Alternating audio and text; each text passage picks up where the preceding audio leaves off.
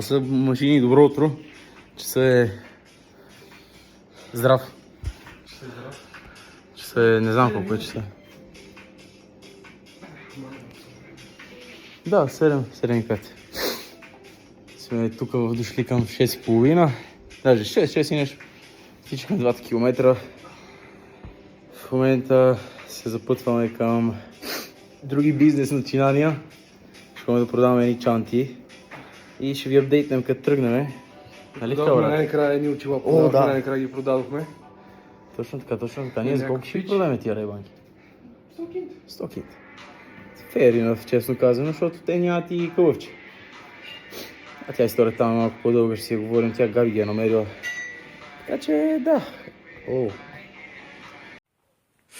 Така, добро утро от 7 януари. Мисля, че това трябва да е влог 006. Това, което мога да кажа е, че нямам сили. Днес навън е малко гадно времето. Сега след малко ми почва курса. Днеска ще се оценяват проектите.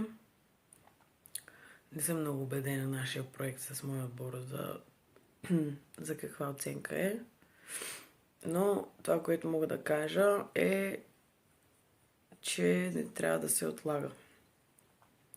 Защото мисля, че отлагането е болест. Намързела.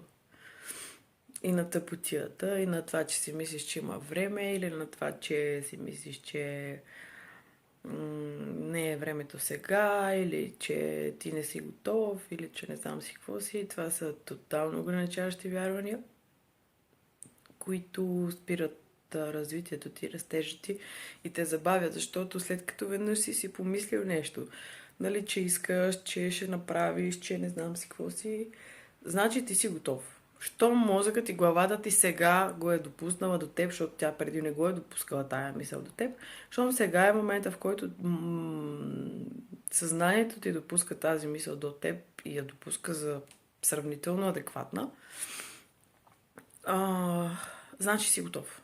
И щом си готов, значи трябва да действаш. Дори да не си 100% компетентен или не знам си какво си, просто започни.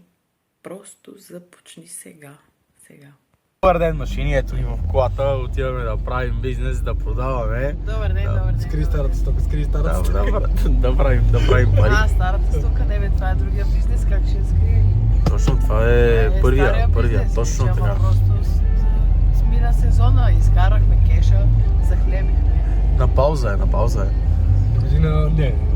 Не, има 5 кутии, какво ще ги правим? Не, няма нищо да ги правим, няма да правим. Вече до година вече изкараме пари и друго яче. Но ние все пак ще си ги продадем тия кутии така. Защото сме много добри и ще ги продадем просто отиваме и трябва да сме на 100% conversion rate. Избираме 5 човека и на тия 5 човека трябва да ги продадем. 100%. Добре. Да. Аре. Това... Чалендж. Да, добре, до другата година ще се разберем. Как да стане? 11 месеца. Воля? Нищо. Какво? Нищо. Показа. Не знам. Добре, какво ще кажем на хората? Въпреки днешния ден, времето. Въпреки днешния. Времето е доста приятно, честно казвам. Сутринта започна да вали, после стана доста по-мрачно, но сега отиваме на пазара. Знаеш, че ще отидем на пазара, за това спря да вали. Да, но ето, си е така. Те са го поръчали така време.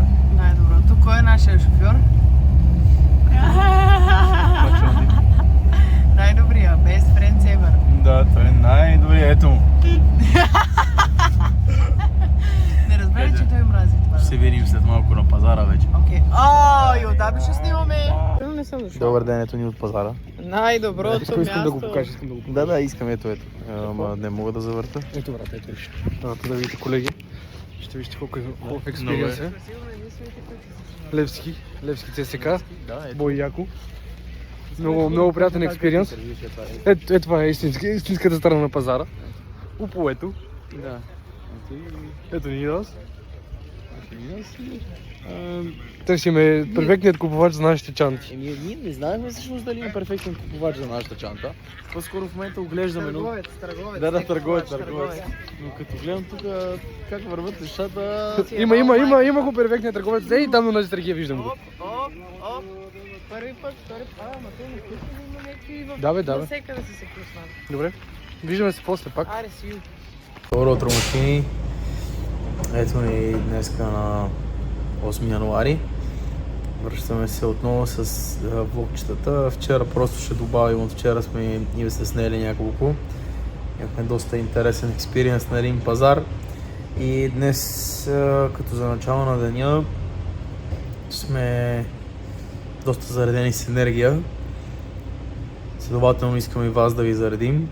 И на второ място се очаква днес малко по-късно да имаме първата ни среща с клиент, на който да му помогнем да...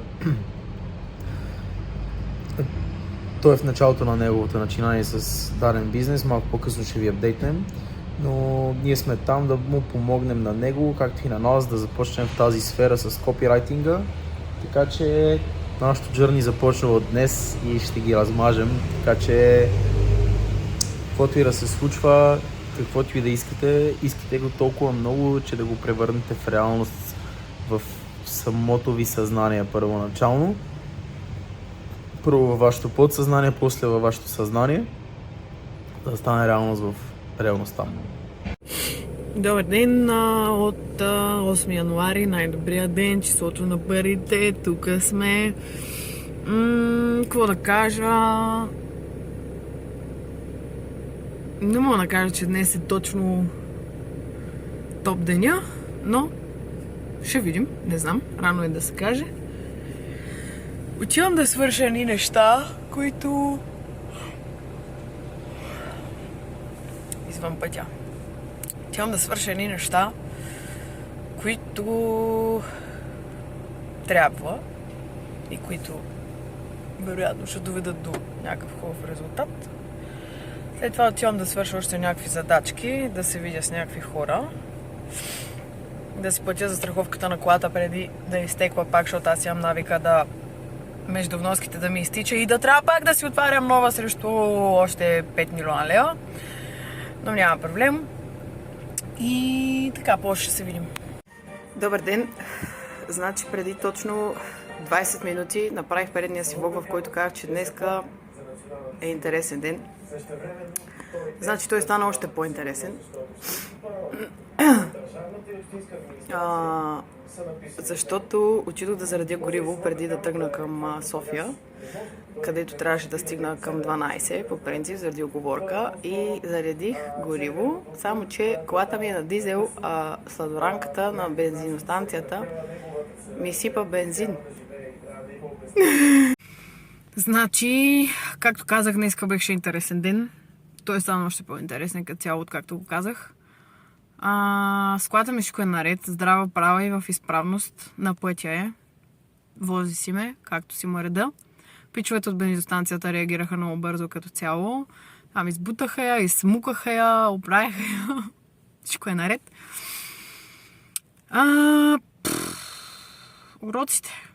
Уроците на живота не спират.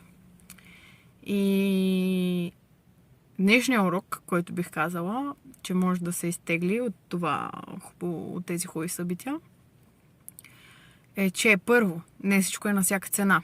Второ, всяко нещо си има причина. Било то дали да стане или дали да не стане. Всяко нещо е с причина. Няма нищо случайно. Всичко са знаци. Въпрос е да знаеш как да ги разчетеш. И избори. Отново избори.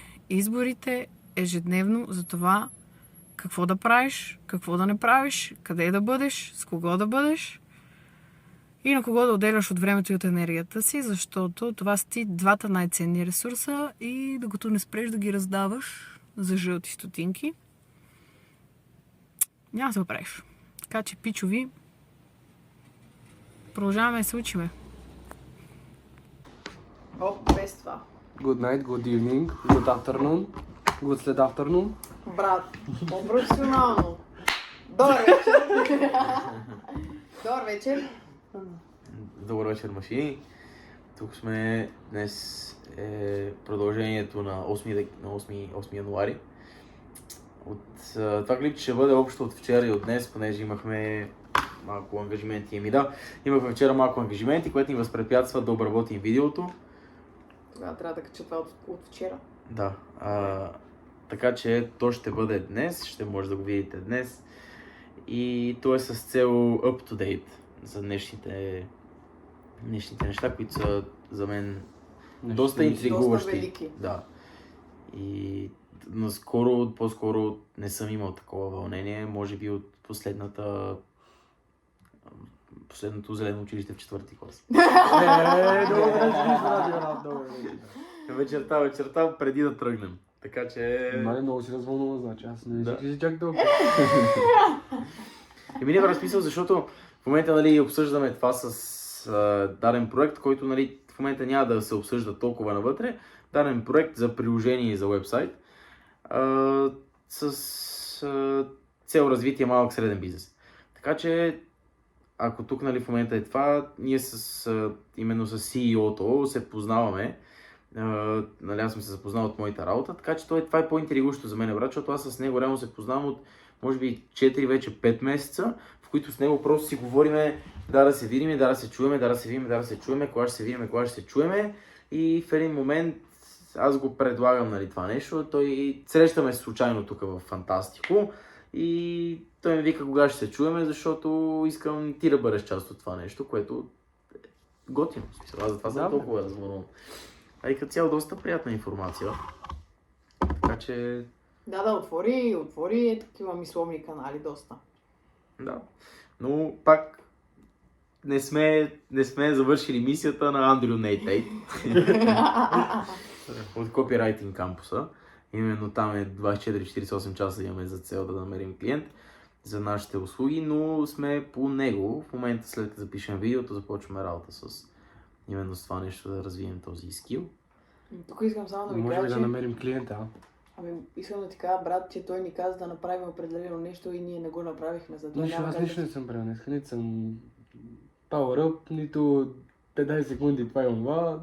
Аз даже го забравих, даже не се чеках, вчера не изтеглих дали урата на телефона.